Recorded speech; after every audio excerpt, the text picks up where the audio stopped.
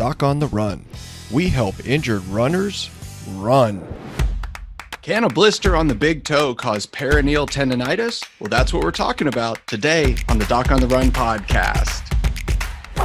I just got a great question from one of the runners in our weekly Monday, Wednesday, Friday doctor's office hours for recovering runners. And this is where I actually meet with runners all month long on a Monday, Wednesday, Friday basis as runners are actually getting back to running and they're trying to make sure they don't make an injury worse.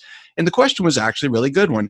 This is somebody who said he went rock climbing over the weekend and he got a huge blister on his big toe from his climbing shoes. And so he didn't really complain that much about the blister. In fact, he'd even been running. But then he said he was getting peroneal tendinitis. He was having this pain on the outside of the ankle where the peroneal tendons go down around the back of the fibula bone.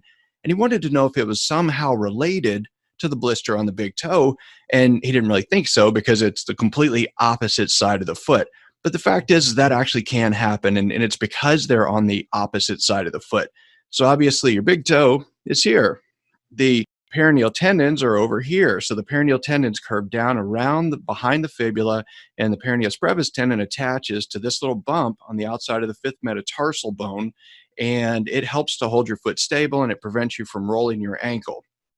Well, because it prevents you from rolling your ankle, it is the thing that you will fire oftentimes to stop you from actually losing your balance. And what happens, though, is that when you have some injury around your big toe or on the opposite side of the foot, you compensate. So you basically twist your foot to keep the big toe off of the ground. And as you pull the inside of your foot, the arch, the medial side of your foot, as you pull the arch up and you move the big toe away from the ground, it actually stretches the peroneal tendons where they curve around the outside of the ankle and under the bottom of your foot around the fifth metatarsal and the cuboid bone.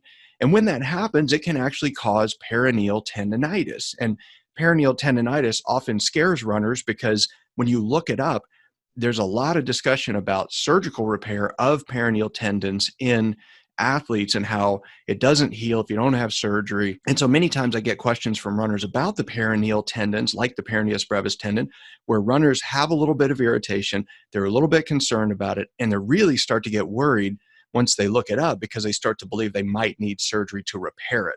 Now, that is not going to be the case with this runner. Some really simple things we talked about during our call on webcam just to reassure him that he could get it back under control really quickly and then get back to running. But trying to compensate to keep pressure off that blister as it's healing is what's really causing the problem.